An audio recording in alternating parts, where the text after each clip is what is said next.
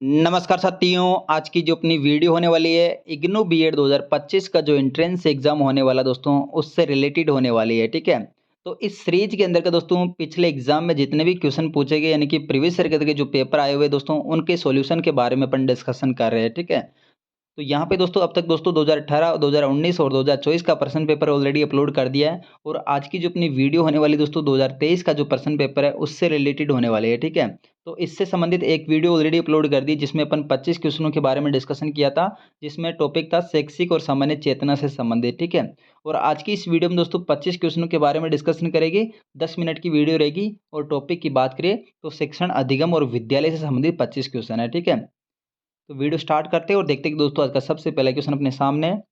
राष्ट्रीय शिक्षा नीति 2020 के अनुसार विद्यालय शिक्षा का स्वरूप कैसा होगा? तो यहाँ पे दोस्तों 2020 की जो शिक्षा नीति है, राष्ट्रीय शिक्षा नीति, इससे पहले जो मतलब कि विद्यालय शिक्षा का स्वरूप था वो किस प्रकार का था? 10+2+3 का स्वरूप था। ठीक है, लेकिन राष्ट्रीय शिक्षा नीति 2020 के बाद में जो स्वरूप बदला वो क्या हो जाएगा? 53-34। ठीक है, तो यहाँ पे 5 साल की बात करें तो ये 5 साल तो अपने फाउंडेशनल स्टेज है जिसमें 3 साल आंगनबाड़ी के और 2 साल अपने कक्षा 1-2 के होते हैं। ठीक है, और ये जो 3 साल है कक्षा 3 से लेकर कक्षा 5 तक है और ये जो 3 साल है दोस्तों कक्षा 6 से लेकर कक्षा 8 तक है और ये 4 साल आगे दोस्तों कक्षा 9 से 12 तक है। ठीक है, तो ये राष्ट्रीय शिक्षा नीति 2020 का नया स्वरूप है विद्यालय शिक्षा से संबंधित। नेक्स्ट देखिए, विद्यालय के संदर्भ में सीसीई का पूर्ण रूप क्या होगा? तो यहाँ पे विद्यालय के संदर्भ में दोस्तों सीसीई का पूर्ण रूप पूछा है, फुल रूप पूछा है, तो इसका अपना राइट आंसर क्या हो जाएगा? Continuous comprehensive evaluation. ठीक है, ये जो कंटिन्यूस कॉम्प्रहेंसिव एवेल्युएशन जो मतलब की फुल फॉर्म ये किसकी हो जाएगी? सीसीई की। ठीक है, नेक्स्ट देखिए, विद्यार्थी एक वाणिज्यिक बैंक के कार्यकलाप उद्धृत करेगी कर सकेंगे ये उद्देश्य संबंधित है। तो यहाँ पे दोस्तों विद्यार्थियों के द्वारा एक एक्टिविटी करवाई जा रही है, क्रियाकलाप कार्यकलाप करवाया जा रहा है जो कि किससे संबंधित है? एक वाणिज्यिक बैंक से संबंधित है। ठीक है, तो ये दोस्तों जो वाणिज्यिक बैंक से संबंधित एक्टिविटी ये कौन से मतलब कि डोमेन से संबंधित है? ठीक है, संज्ञानात्मक पक्ष से या भावात्मक पक्ष से या मनोगत्यात्मक या फिर संज्ञानात्मक और भावात्मक।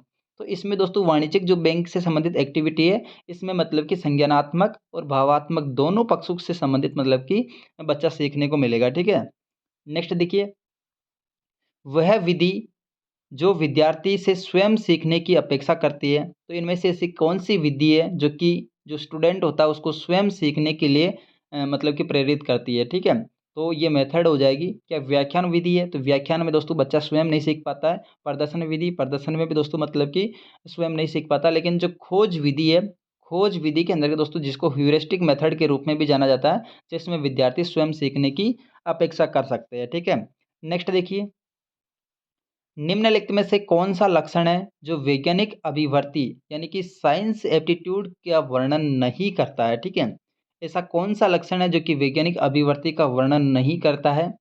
वस्तुओं के बारे में जानने की उत्कंठा, किसी भी वस्तु के बारे में अधिक से अधिक जानने की जो उत्कंठा होगी वो मतलब कि साइंस से रिलेटेड होने वाले हैं। ठीक है, और आलोचनात्मक चिंतन जो क्रिटिकल जो थिंकिंग होता है दोस्तों ये भी मतलब कि वैज्ञानिक सोच से संबंधित है।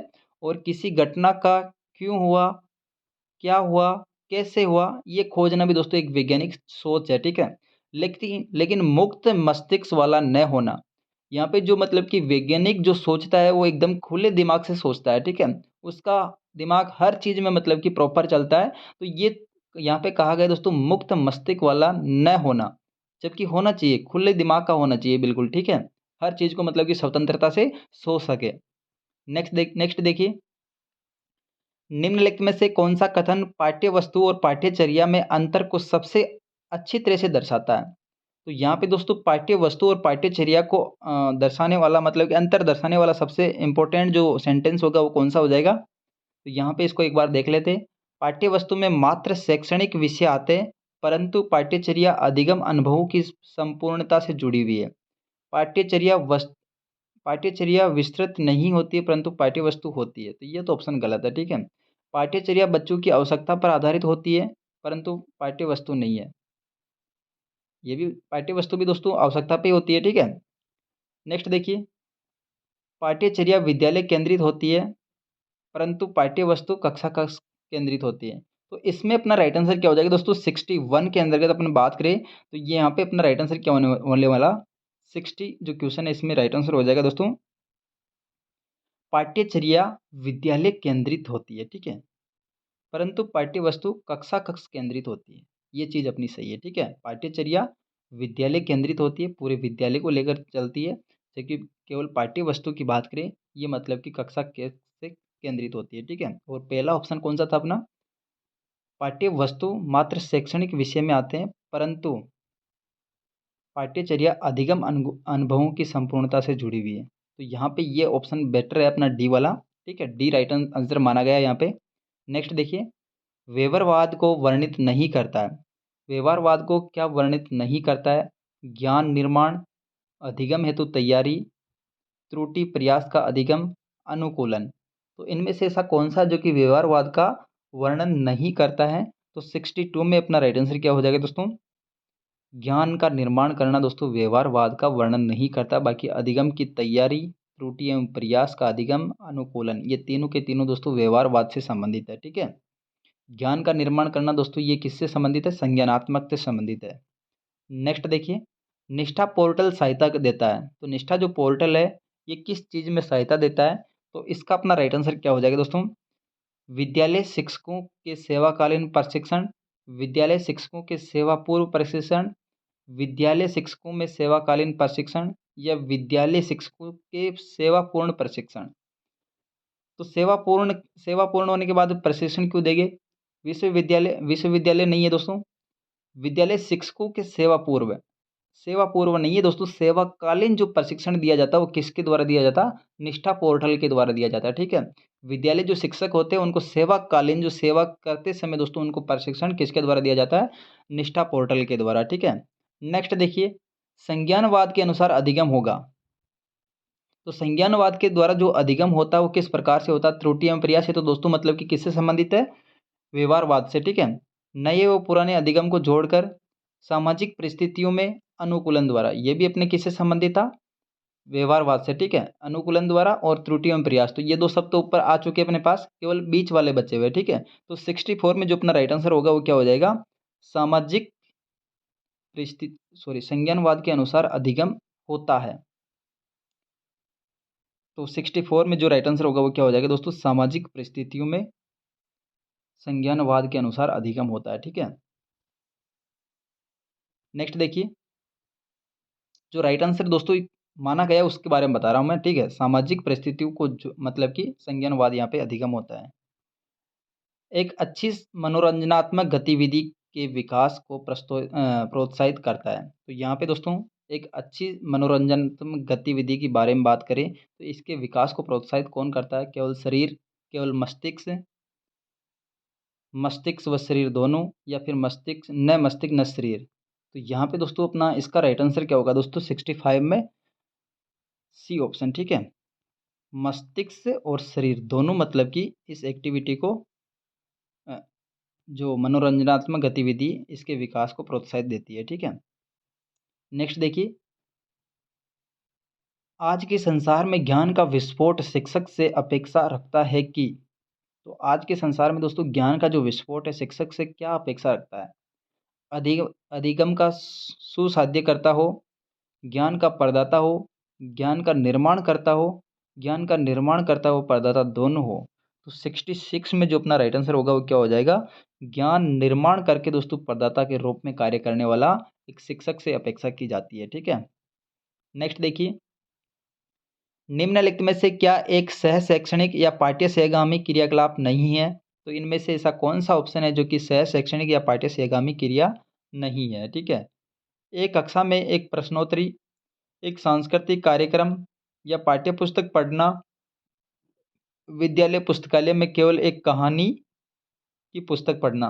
तो 67 में अपना इसका राइट आंसर क्या हो जाएगा दोस्तों, एक पाठ्य पुस्तक पढ़ना दोस्तों ये सह शैक्षणिक गतिविधि नहीं है, ठीक है, ये केवल शैक्षणिक गतिविधि है, ठीक है। एक पाठ्य पुस्तक को पढ़ना केवल एक शैक्षणिक गतिविधि, सह शैक्षणिक नहीं है, ठीक है। बाकी कक्षा में प्रश्नोत्तरी करना, सांस्कृतिक कार्यक्रम करना, ये विद्यालय पुस्तकालय में एक कहानी को पढ़ना, ठीक है, ये सभी के सभी सह शैक्षणिक की श्रेणी में आ जाएगी। नेक्स्ट देखिए, दूरस्थ शिक्षा तंत्र में अनुदेशन मुख्यतः प्रदान करता है। तो यहाँ पे दोस्तों दूरस्थ शिक्षा तंत्र की बात करें तो यहाँ पे अनुदेशन में मुख्यतः प्रदान करते हैं, क्या प्रदान करते हैं? तो 68 में अपना जो राइट आंसर होगा वो क्या हो जाएगा दोस्तों? मुद्रित अध्ययन सामग्री प्रदान करते हैं, ठीक है। दूरस्थ जो शिक्षा होती है उसके अंदर दोस्तों अनुदेशन के रूप में किताबें आपको दी जाती है, इसके अलावा मतलब कि आपको वहाँ पे स्टडी नहीं करवाई जाती, ठीक है। नेक्स्ट देखिए, श्रव्य दृश्य सामग्री के प्रयोग के संदर्भ में क्या सही नहीं है? तो यहाँ पे दोस्तों ऑडियो विजुअल जो मटेरियल है इसके प्रयोग के संदर्भ में क्या सही नहीं है? बहुसंवेदी अंगों का प्रयोग, नवाचारों का सर्जन, अमूर्त को मूर्त रूप देना, सरल संपत्तियों को जटिल बनाना। तो दोस्तों मतलब कि जो जटिल जो संपत्ति होते हैं उनको सरल बनाना यहाँ पे अपना राइट आंसर हो जाएगा, ठीक है। 69 में राइट आंसर क्या हो जाएगा? जो जटिल जो संपत्ति होते हैं उनको सरल बनाना, ठीक है। लेकिन यहाँ पे उल्टा पूछा गया है तो ये अपना गलत हो जाएगा। श्रव्य दृश्य सामग्री जटिल को सरल बनाती है। नेक्स्ट देखिए, संप्रत्य का मतलब होता है कॉन्सेप्ट, ठीक है। कोई भी अपना कंसेप्ट है वो संप्रत्य की श्रेणी में आता है। नेक्स्ट देखिए, यूनेस्को को दी गई जैक्स डेलर रिपोर्ट का शीर्षक क्या था? तो यहाँ पे दोस्तों यूनेस्को को दी गई जैक्स डेलर रिपोर्ट का शीर्षक था वो क्या था? तो इसमें अपना राइट आंसर क्या होगा दोस्तों? लर्निंग द ट्रेजर विदन, ठीक है। लर्निंग द ट्रेजर विदन ये यूनेस्को के द्वारा जो जैक्स डेलर के द्वारा रिपोर्ट प्रस्तुत की गई थी उसका शीर्षक था, ठीक है। Learning the treasure within. 71 में अपना राइट आंसर क्या होगा? देखो एक बार क्वेश्चन देख लेते हैं।